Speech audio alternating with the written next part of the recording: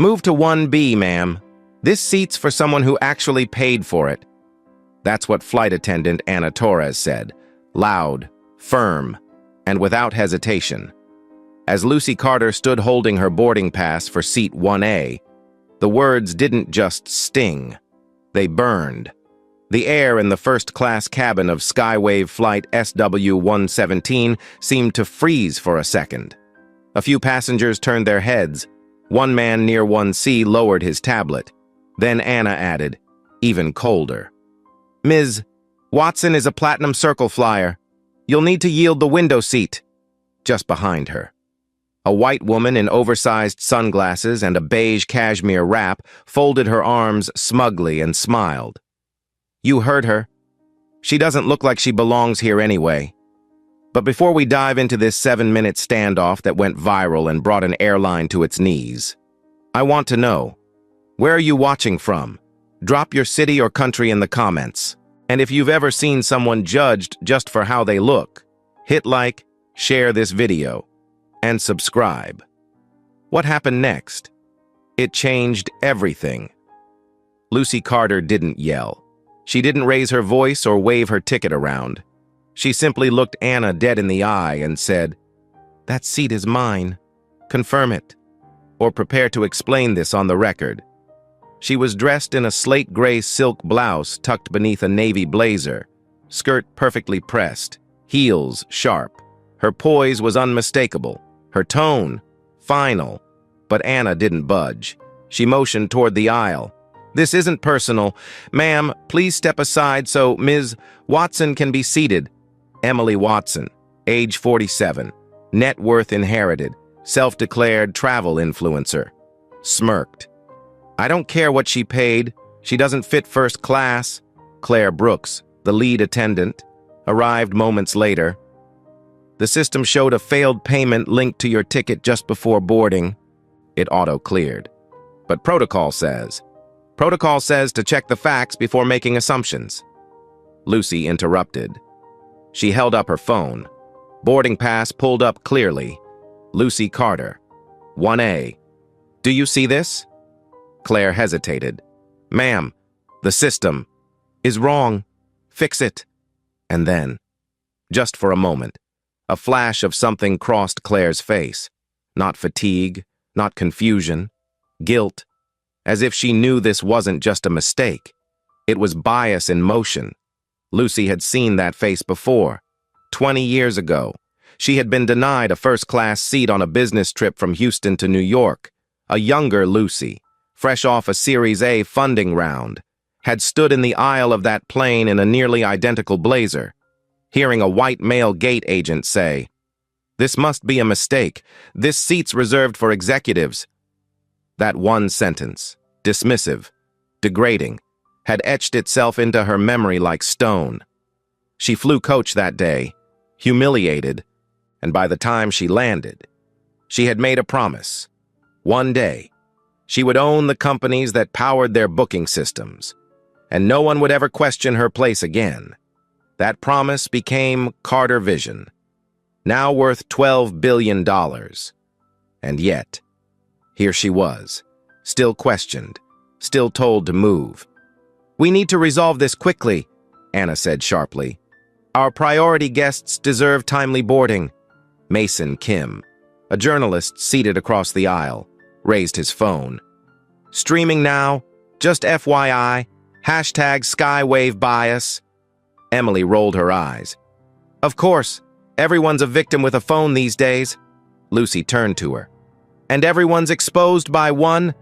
Anna leaned closer. "Ms. Carter, please cooperate. Ms. Watson has requested this seat, and I've paid for it," Lucy replied. "And unlike Ms. Watson, I don't need to fabricate loyalty status to get one." Thomas Hayes, a consultant seated behind Emily, leaned forward. "Is this happening because she's black?" The question hung in the air. Claire flinched. Emily scoffed. "This is about status, not skin." Lucy turned to face the cabin. "They don't want me in 1A because the system glitched for 3 minutes, and that glitch validated their bias." She lifted her phone. "So now, we record. For truth. For clarity. For justice. Ma'am, filming crew members isn't allowed, Claire said, stepping forward. Neither is racism, Mason shot back. Choose which one goes viral. Oliver Grant, the gate supervisor, chimed in via intercom. Ma'am, for the comfort of all guests, please relocate per crew instruction. Mr. Grant, Lucy said calmly. You're authorizing an illegal seat reassignment based on appearance. I hope your legal team is ready. Emily laughed, but it came out nervous. She's bluffing. Really? Lucy said.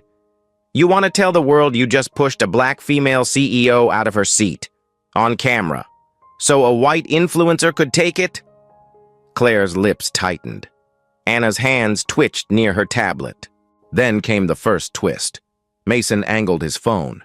Over 20,000 viewers now, comments exploding. And guess what? Emily Watson filed a racial discrimination complaint against Skywave last month, said she was unfairly downgraded. Claire's eyes widened. That's true? Emily hesitated. It's irrelevant. Not when it reveals your hypocrisy, Lucy said. When you're the victim, you cry foul. But when it's someone who looks like me, you laugh. The second twist followed instantly. Mason flipped through a few screens. Internal crew notes. Time stamped 10 minutes before boarding. Anna manually overrode the seat assignment. No authorization. Claire turned sharply. Anna, did you falsify the log? Anna looked cornered. It was just a workaround. The system was biased, Lucy finished. Or were you? Anna said nothing. Claire stepped back, stunned. Emily stood frozen. Smirk vanished. Lucy tapped her screen. Charles, get legal on the line. Claire Ellis. Tell her we're filing before takeoff. She looked around the cabin. This isn't a complaint. It's a reckoning. The intercom clicked again. But this time, Oliver's voice shook. Understood, Miss Carter. No more commands. Just silence. A tremble in tone. And for the first time, recognition, as Lucy sat. Seat 1A, back straight, face forward. The flight crew scrambled behind her. Mason's live feed surged past 30,000. Thomas quietly said, Thank you for not backing down, Lucy whispered. It took me 20 years to earn this seat. I'm not giving it up for anyone's comfort. And from that moment, the clock began. 7 minutes until everything changed, and Skywave's descent began, before the plane ever left the gate. Ms. Carter, this is your final warning. Relocate to seat 1B, or we will have you removed from the aircraft. Anna Torres's voice was no longer cold. It was cracking. Her words brittle under the pressure of a cabin watching, filming, and questioning. Lucy Carter didn't flinch. Still seated in 1A, still dignified in her navy blazer and steel gray blouse. She placed her phone calmly on her tray table, recording everything. No, she said, her voice steady. This seat is mine, and if you touch me, Ms. Torres, I assure you, you'll be unemployed before this flight reaches altitude. The murmur in the first-class cabin thickened. Thomas Hayes sat forward, face tense. This isn't enforcement, it's punishment. Claire Brooks, the lead attendant, glanced nervously between Anna and Lucy. We don't want to escalate this further, she said, though the way she glanced at the growing live stream on Mason's phone said otherwise. Then de-escalate it, Thomas shot back. Verify her ticket, check the log, do your job properly. But they didn't. Not Anna. Not Claire. Instead, they doubled down. Security will be called, Anna said, stepping back toward the galley. Emily Watson, still standing smugly near the jump seat, rolled her eyes. Can we please just remove her already? I have a spa appointment at the Langham this afternoon. Lucy turned slowly toward her. And I have a meeting with CNN in 20 minutes. Would you like to be quoted? Emily paled slightly, then muttered something unintelligible. Claire stepped closer. Ms. Carter, the system doesn't reflect your status. The system glitched at 9:57, Lucy replied. You know it. You ignored it. And now you're protecting that failure because it aligns with your prejudice, Anna snapped. Stop twisting this into something it's not. Lucy's voice was low but fierce. Then stop making it exactly what it is. At that moment, Mason Kim lifted his phone higher. 33,000 live viewers. Hashtag Skywave Bias is now trending across 3 states. Claire flinched. Anna turned away, jaw tight. Oliver Grant's voice came through the intercom again. Cabin crew, please proceed with guest reassignment for compliance. Lucy raised her voice. Guest reassignment. Mr. Grant? That's a sanitized way of saying get the black woman out of first class, isn't it? The intercom clicked off. Silence. Then footsteps. Claire reached toward Lucy's boarding pass. We're asking you to step aside. You mean surrender, Lucy said. But I've done that before. Once. She leaned back, and for a moment, her eyes softened, not with fear, but memory. At 35, she was flying to London for a global funding summit. She had just made Forbes's 40 under 40 list, but the airline never knew. They saw her standing alone at the gate in slacks and natural hair, and when a white executive ran late, they bumped her from her first-class seat to economy without explanation. She didn't fight. She smiled, swallowed the insult, and sat behind the curtain, and for 6 hours, as champagne passed her by, she told herself never again. I've seen this play before, Lucy said now, eyes locked on Claire. I lived it. And this time, I'm rewriting the ending. Anna returned with a walkie-talkie. Ord security is en route, Mason whispered. Lucy, keep speaking. The live stream's picking up steam. Thomas pulled out his phone. I'm filing a formal complaint with DOT. Now. Claire tried again. We can settle this quietly. Ms. Carter. Lucy shook her head. You already made it loud. Emily scoffed again. You people always make everything about race.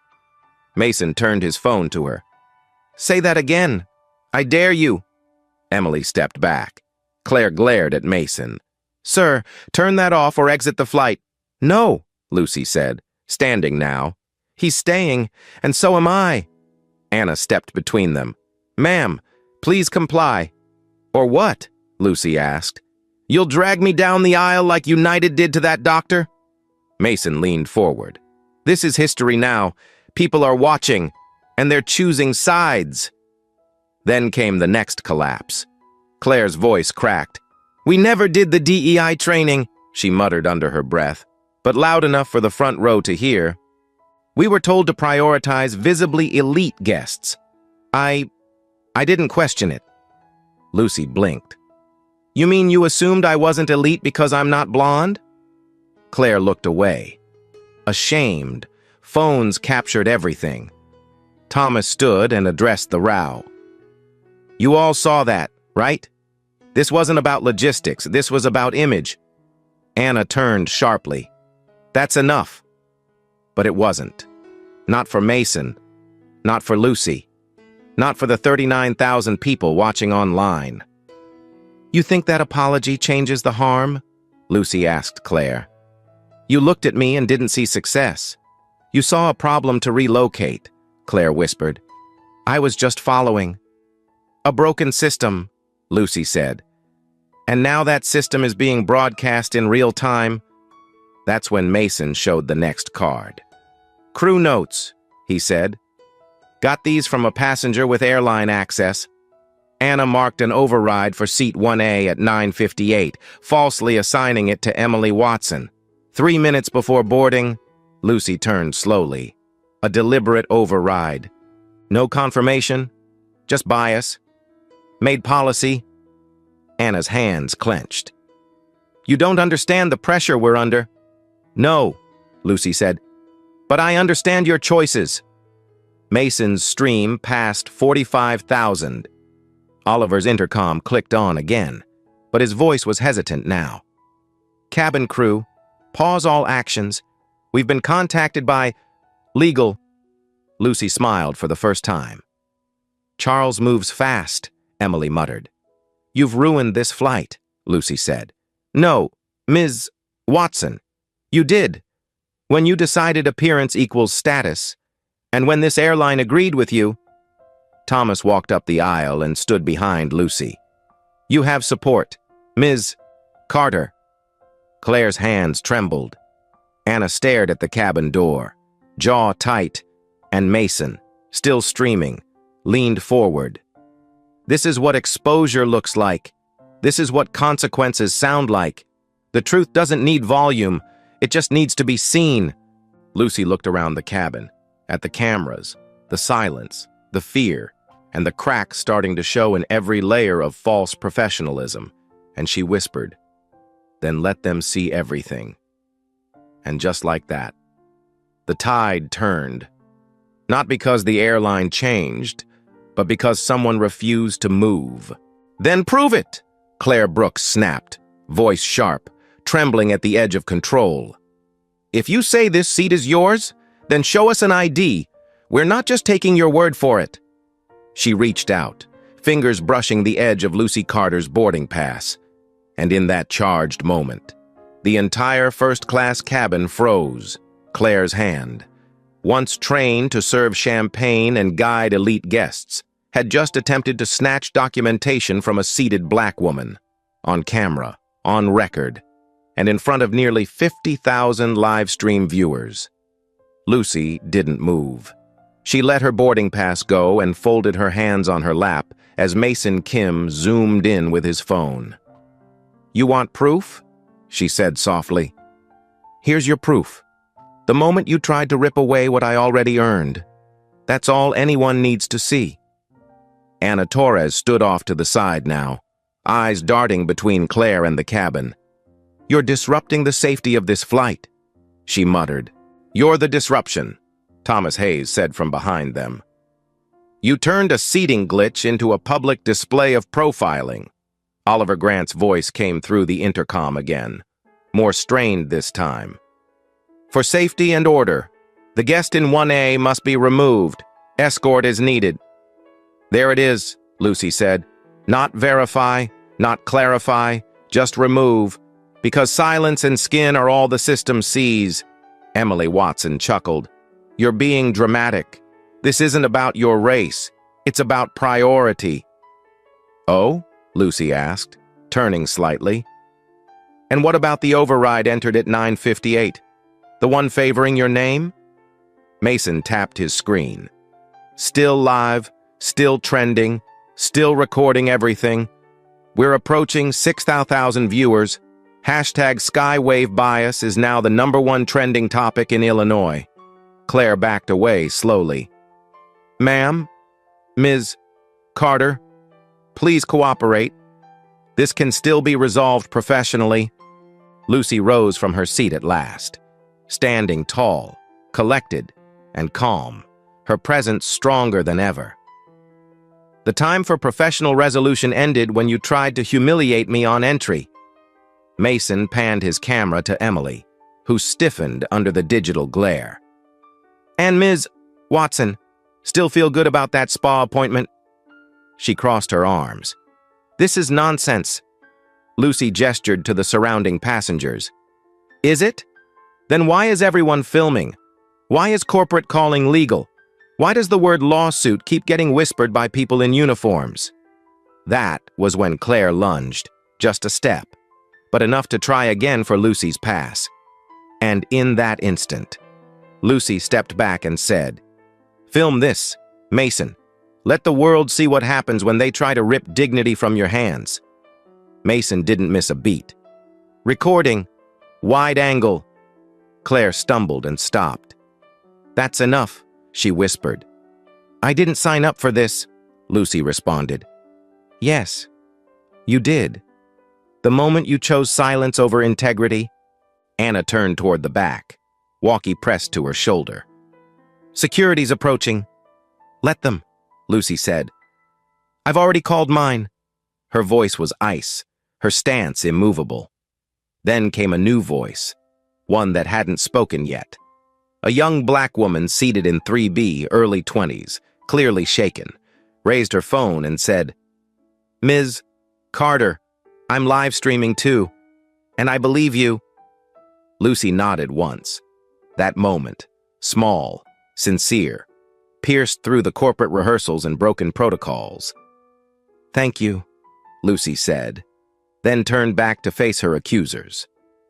Claire opened her mouth, but before she could speak, Mason interrupted. "I've got something." He held up his phone. "Anna, this footage, crew logs just surfaced. You manually assigned 1A to Emily Watson while Lucy's reservation was still valid. That's falsification."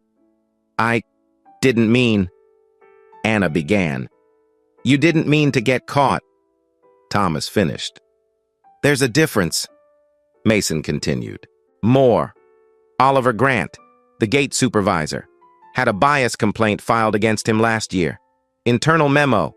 Skywave swept it under." Lucy's head turned toward the speaker. "Is that true?" Mason showed the phone screen, where an internal HR doc blurred slightly but revealed enough. "It's real, quietly resolved, never went public." Lucy looked up toward the ceiling, toward the intercom, toward the weightless place where decisions are made and forgotten.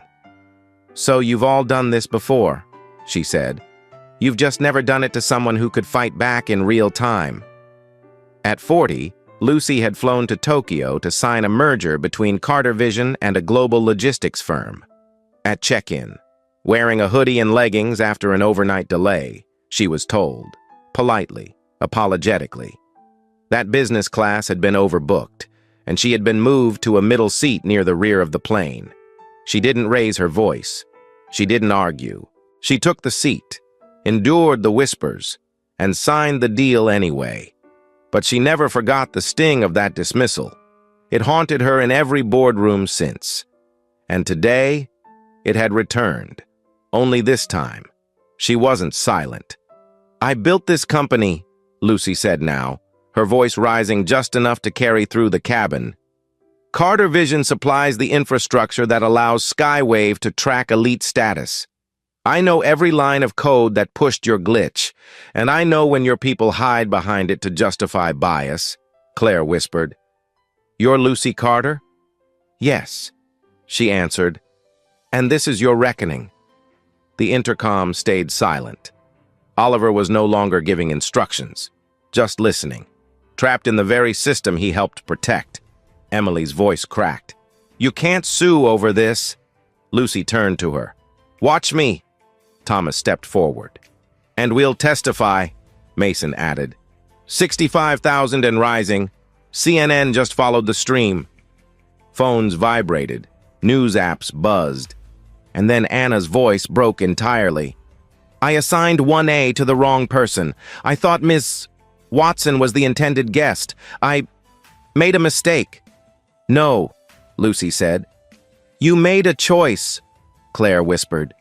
"I don't know what to say," Lucy answered. "Then say nothing, because from this point forward, every word you speak is evidence." The silence that followed was heavier than shouting. Mason raised his phone for one final frame, capturing Lucy standing tall. Claire and Anna visibly shaken, Emily silent, Thomas beside her, and the cabin watching. "The world's watching," Mason said, "and it's about time they saw how people like Lucy Carter are treated, until they fight back." Lucy sat down again. 1A. Where she belonged. Where she always belonged. 7 minutes weren't over yet. But Skywave's reputation? It was already crashing. "ORD security is en route to the aircraft," Anna Torres muttered into her walkie, her voice now threadbare, eyes flicking toward the cabin door as if praying for rescue. Claire Brooks hovered behind her, arms crossed over her chest like a shield, her posture tighter with every breath. Oliver Grant's voice buzzed faintly through the intercom, but he no longer sounded like a man in charge, only one trying not to sink. And still, in seat 1A, Lucy Carter remained, seated, calm, powerful. The tension thickened like fog, every passenger's gaze trained on her, on the crew, on Mason Kim's live stream that had now passed 75,000 viewers and was being mirrored by multiple major outlets. "She's disrupting our operations," Claire insisted to no one in particular, louder now, like saying it enough times would make it true. "She's refusing to comply." Lucy tilted her head slightly. "You still think this is about compliance?" she asked, her voice low but iron-willed. "You think I'm here to argue about a seat? I'm not. I'm here to expose a culture of concealment," Emily Watson hissed. "God, just throw her off already." But no one moved, not even Anna, who had already been burned too badly on camera. Mason's voice cut through the rising unease. "Security's arrival is being filmed. Any attempt to touch Ms. Carter will be broadcast in real time. I suggest you proceed wisely." Claire's jaw twitched. "We have protocols." "And I have rights," Lucy replied. "Rights your company trampled the moment I stepped aboard." That's when Thomas Hayes stood again, stepping beside Lucy like a bodyguard who didn't need to be asked. "If they touch her, I walk. And so does half this cabin." Heads nodded. Murmurs of agreement bubbled up from the rows behind. Claire glanced nervously at the growing solidarity. Mason turned his phone toward the crew. "Passengers are beginning to organize. You're outnumbered." Lucy reached for her phone and called Claire Ellis, her lawyer. "Claire, it's Lucy. File it. Immediate discrimination, harassment, and intentional humiliation." Claire's voice crackled faintly from the speaker. "Already drafting. I'll notify Media Council. Make it public," Lucy added. "They want a spectacle? Give them one wrapped in liability." Claire Brooks took a slow step back. "You're escalating this beyond repair." "No," Lucy said. "You escalated when you decided who looked worthy of 1A. Anna, trying to regain composure, stepped forward again. "Ms. Carter, if you don't comply, we'll have no choice." "Then make the wrong choice," Lucy interrupted, "and answer to it in court." And then, as if summoned by that very sentence, Thomas stepped forward and opened his iPad. "Do you want to see the log?" he asked. Claire hesitated. "What log?" "The one I pulled from Skywave's internal system before they revoked access for non-crew contractors. I was working with your supplier 2 months ago," Thomas said. "I kept copies, and I found something." He handed it to Mason, who angled the device toward his phone. "Multiple flagged complaints in the past quarter, all tied to crew members on this flight. All ignored." The cabin stirred. Lucy leaned forward. "You're telling me this is a pattern?" Thomas nodded. 6 complaints, 4 racial, 2 age-related, filed and dismissed, all reassigned or buried. Claire's eyes widened. "That's not possible. We would have seen that in the briefings." "Unless someone kept them from you," Mason said. "Unless someone like Oliver Grant suppressed them." Claire looked toward the ceiling, toward the unseen gate agent still hiding behind the safety of the intercom. Then she whispered, barely audible, "I'm not getting fired over this." Lucy rose again. "Then start telling the truth." Claire hesitated for a long beat, then looked at Mason. "You're filming?" "Still live," he said. "And audio's crystal clear?" Claire swallowed hard. "I was warned last month. HR said my DEI scores were below standard. Said another infraction would mean demotion. So I overcorrected." "No," Lucy said, stepping closer, voice just loud enough for the cabin. "You understood what bias was, but when it came down to it, you aligned with comfort, not courage." At 38, Lucy had joined a luxury airline advisory board, one of the few black women in a sea of white men in tailored blue suits. During a confidential session, she'd introduced a program to evaluate crew bias in passenger service. Her proposal was met with polite nods, but never implemented. One executive later said off the record, "You're making a problem where there isn't one." That sentence had haunted her for a decade. She had funded diversity programs, trained boards, reshaped policies, and yet here she was, still proving her right to exist in first class. Thomas pointed to the screen. These logs prove Skywave ignored what they knew. Lucy turned to Anna. "You said security's on the way. Tell me, Ms. Torres, are you prepared to explain why they're being sent? That a platinum-level guest had a boarding pass, proper ID, and was removed solely because you assumed she didn't belong?" Anna's hands trembled. "I didn't mean." "You didn't care," Lucy corrected. "Until now." Claire suddenly stepped back and muttered, "We need to notify corporate." "Too late," Mason replied. "Corporate's watching." And then, the cabin door opened, and instead of security, two Skywave internal supervisors stepped on board, accompanied by legal counsel. Claire and Anna froze. Emily paled. Oliver's voice, for once, was silent. Lucy didn't react.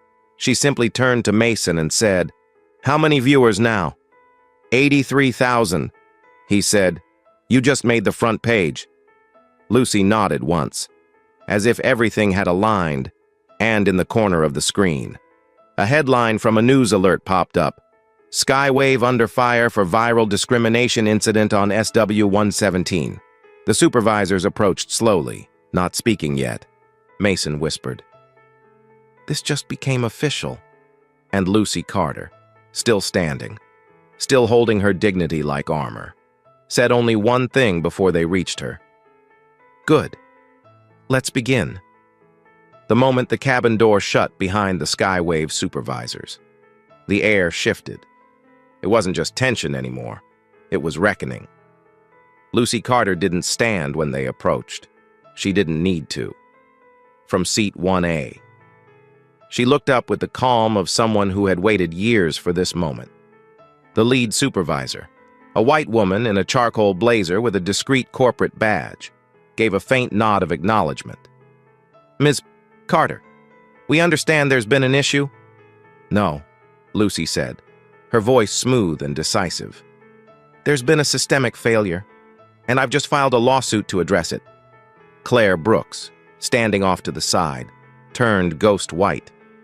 Anna Torres visibly flinched.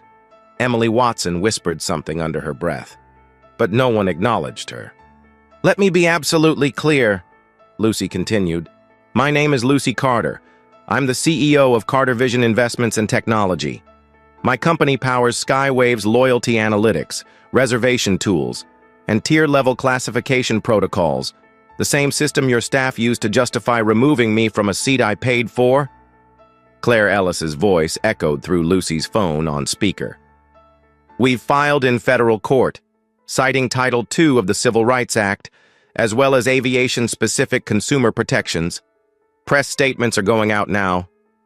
Mason Kim turned his phone to the legal counsel who had entered with the supervisors. "You're aware this is being live-streamed?" "We are," the supervisor said calmly. "And we'll respond appropriately." Lucy turned then, facing forward, addressing the cabin as if the aircraft had become her courtroom. "Effective immediately, by legal authority and contractual standing with Skywave Technologies, I am terminating Anna Torres, Claire Brooks, and Oliver Grant from their current operational positions. Emily Watson is hereby banned from Skywave Airlines for conduct unbecoming of elite status standards." Claire choked on her own breath. "You can't." "Yes," Lucy said flatly. "I can, and I have." Mason turned his phone to capture Anna's stunned silence. Oliver's voice had not returned since his last intercom instruction. And Emily finally dropped the smug expression and looked, for the first time, uncertain. I didn't do anything illegal, she stammered. Lucy nodded. Correct. You did something worse. You enabled it. You abused influence, mocked a paying customer, and insulted my presence, while claiming an elite status that, as of now, I've confirmed doesn't exist. Emily's face contorted. That's a lie. No, Thomas said, standing from his seat. It's on Mason's screen. Mason turned his phone, revealing a loyalty account lookup showing Emily Watson's membership revoked due to falsified credentials tied to a luxury card cancellation 2 months prior. You forged your access, Mason said. The override was made based on loyalty fraud. Emily's mouth opened and closed. She had no words. Lucy didn't even look at her again. Your influence ends here, she said. There will be no more seats you didn't earn. Claire turned to the Skywave supervisors. You're going to let this happen? This, one of them replied quietly, is happening whether we allow it or not. Then came the first twist.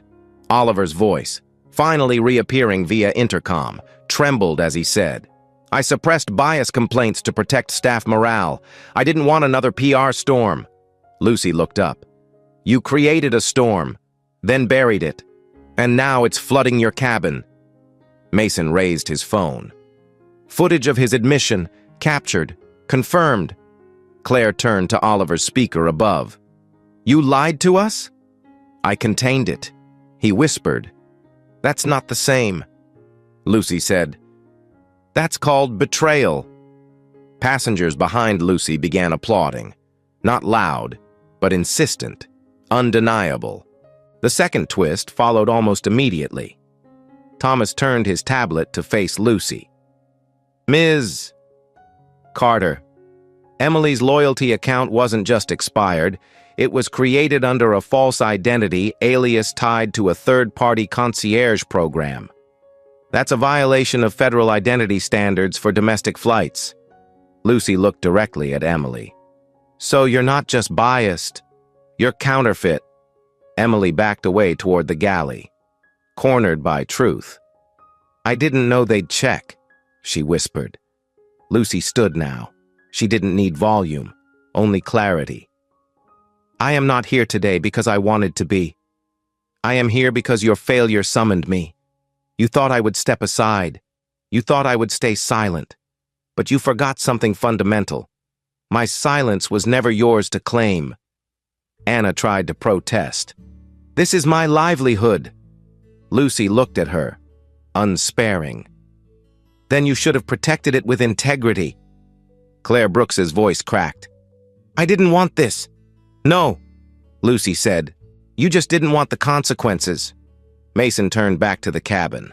Over 91,000 viewers. MSNBC is running the story.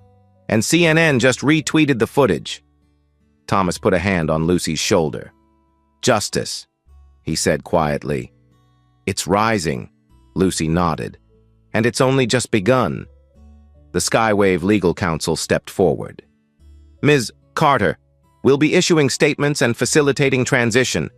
Do you wish to remain aboard this flight? Lucy paused, then sat back in 1A and said, I've waited years for this seat. I'm not leaving now.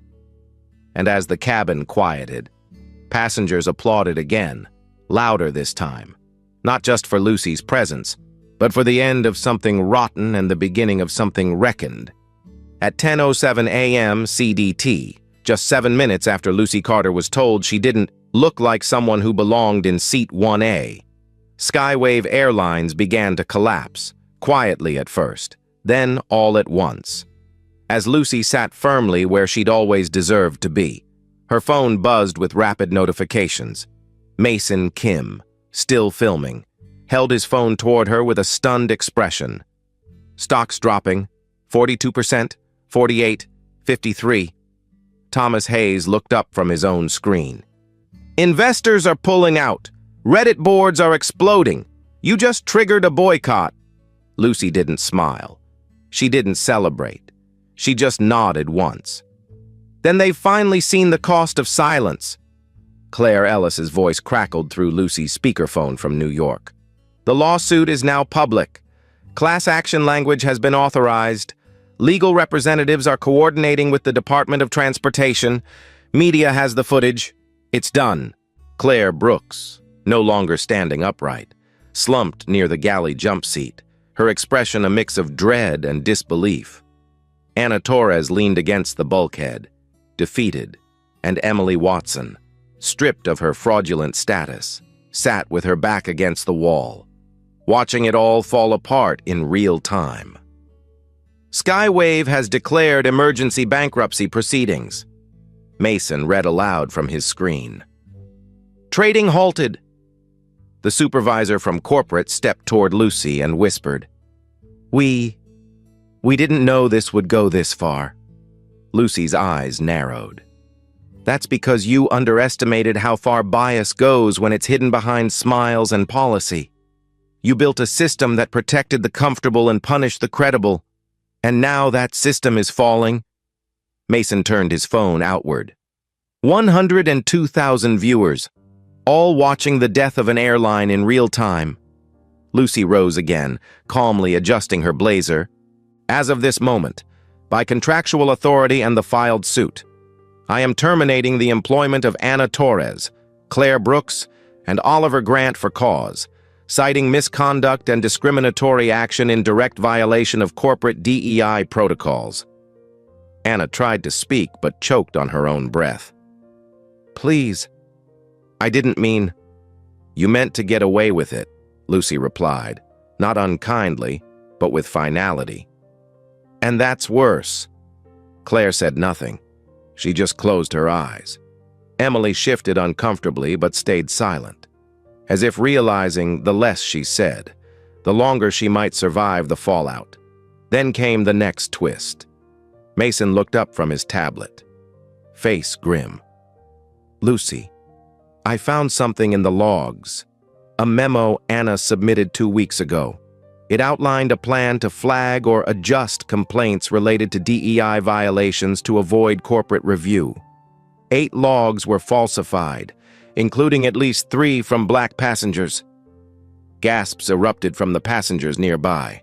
Lucy took Mason's device and read it silently, then turned toward Anna. "You didn't just act on bias. You built a strategy around hiding it." Anna's eyes welled up, but she didn't argue. She knew it was over. "Mason," Lucy said, handing him back the tablet. "Post it. Let them see it all." "Already on X," he replied. "Footage, logs, full trail. Hashtag Skywave collapse is now trending worldwide." The second twist came moments later. Claire Ellis sent a final file directly to Lucy's phone. Lucy opened it, scanned quickly, then turned to the Skywave supervisor.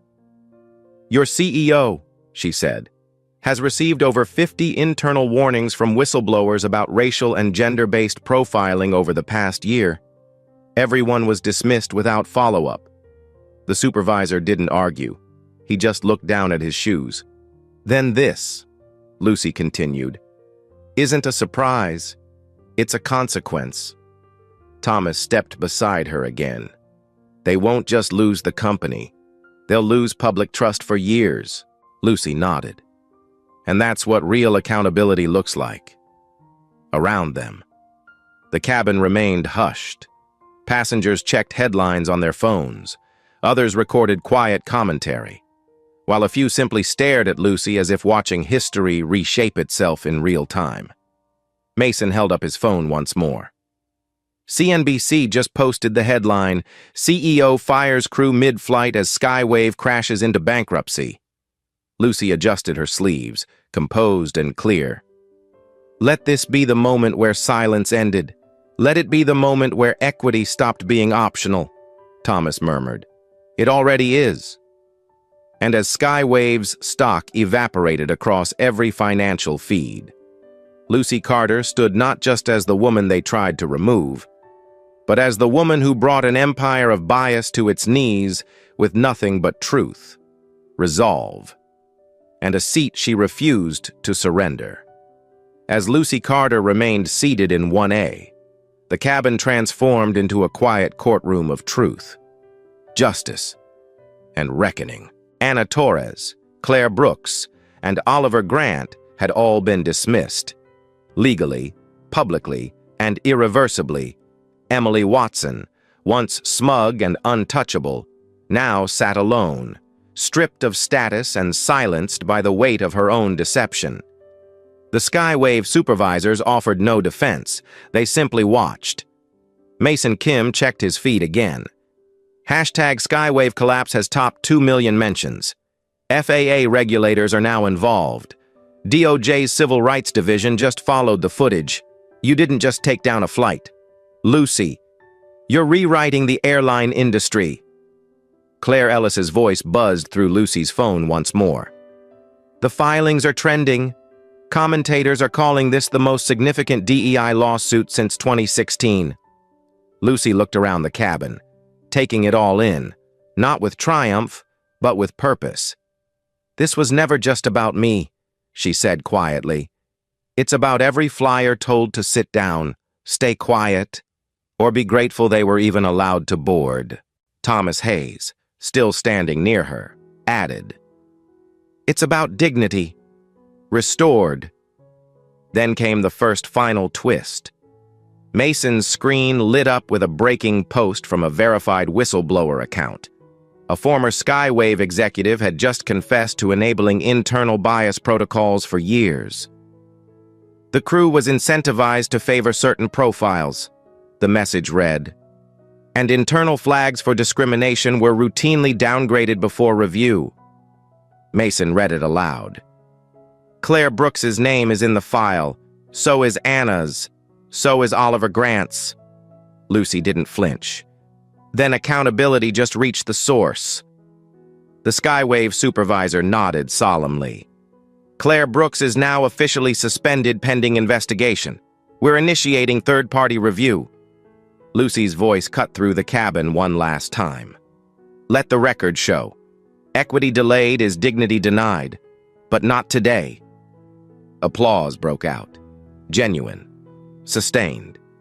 No longer awkward or hesitant. Even passengers who had remained quiet now stood, clapping as Lucy returned to her seat. But then, another ping. Mason turned his phone again. Anna just posted a public apology on X. He paused, reading. I deeply regret my actions today and ask for forgiveness. I was overwhelmed. Then he added, it was scripted, copy-pasted from Skywave PR. We have the original version they issued to her an hour ago. Lucy shook her head slowly. You can't script sincerity, and you can't template redemption. A few passengers booed softly, the gesture not theatrical, but honest. Frustration voiced. Let them hear that, Lucy said. Let them feel the weight of consequences. As the crew began to clear the front cabin under new oversight, Lucy stood and addressed Mason. You were the voice we needed today.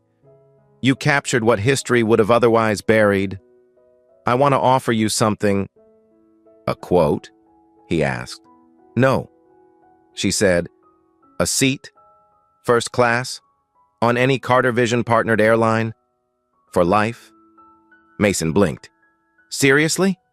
Seriously, she said, because today, you filmed justice. You made silence visible. Mason stepped back, genuinely moved. Thank you, Ms. Carter. Lucy turned to Thomas. And you, your presence, your calm, your refusal to back down. I'll see to it that you're part of the Equity Wave Advisory Board. We launch it today. Thomas smiled. I'd be honored. Then Lucy stepped into the aisle, turned to face the front cabin, and spoke clearly, powerfully, one last time.